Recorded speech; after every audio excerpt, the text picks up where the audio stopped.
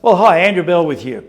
And for this fortnight's report, I thought I'd like to quickly cover a whole range of interesting updates on a lot of topics. Firstly, of course, interest rates, always the most topical. And the message is getting really clear. And that is that markets are reacting quite erratically on every piece of information. We have all forecasts ranging from interest rates dropping in the middle of this year, all the way through to no increase at all until late next year. Well, the Reserve Bank Governor in May was pretty open about the fact that what we have now is what's described as sticky inflation. While inflation has dropped quite substantially from its peak of 7.8 in the December 22 quarter, and it's dropped down to 3.6% now, it's stuck there, and there's a lot of items that's just not shifting. So the prospect of an interest rate reduction won't surface until we see inflation within the 2 to 3% range. That's always been the Reserve Bank's target level. Now, Reserve Bank Governor made it clear that unless the trend continues downward, she's leaving open the prospect of a rate rise rather than a rate reduction, so speed up getting inflation under control and down. In late April, the markets were pricing in a cut in interest rates in October of this year. But just 24 hours later, changed that to no reduction at all until April of next year. So you can see how volatile the markets are at present. So the truth is, none of us really know what will happen until we see longer term trends, and that'll be a month by month scenario. Quite amazing to see, despite these higher interest rates, housing prices continue to be on the rise, even with the threat of higher interest rates. Home values lifted 0.6% nationwide in April, matching the gains recorded in the previous 2 months, and extended the upward swing for 15 consecutive months, according to Core Logic.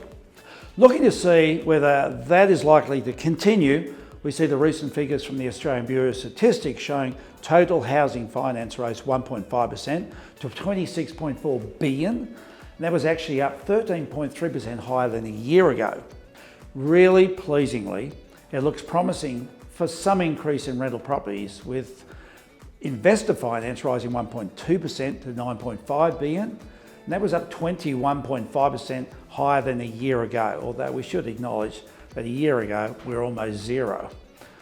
One of the consequences of our dramatic rise in real estate prices is the wealth effect. You know, Sydney's just been named as the world's 8th wealthiest city, with 147,000 millionaires, 205 people with over 100 million in wealth, and 20 billionaires. Now, Melbourne, Perth and Brisbane also made it into the top 50 wealthiest cities of the world. Yet, here we are seeing an interesting trend. We all heard about the huge migration out of the cities as a result of the pandemic, as people looked for safer havens and reassessment of their lifestyles. In fact, the pandemic led to the greatest movement of people to regional Australia that had ever been recorded.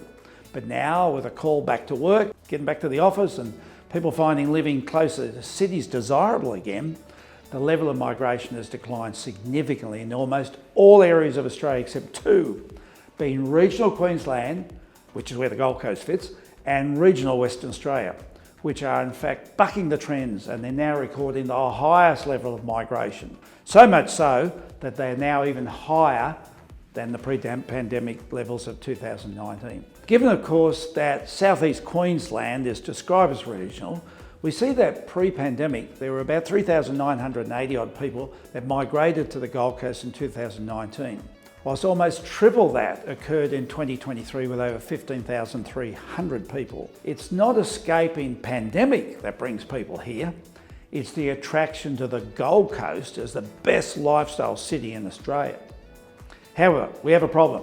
For those trying to move here, some people living here might say it's been a good thing.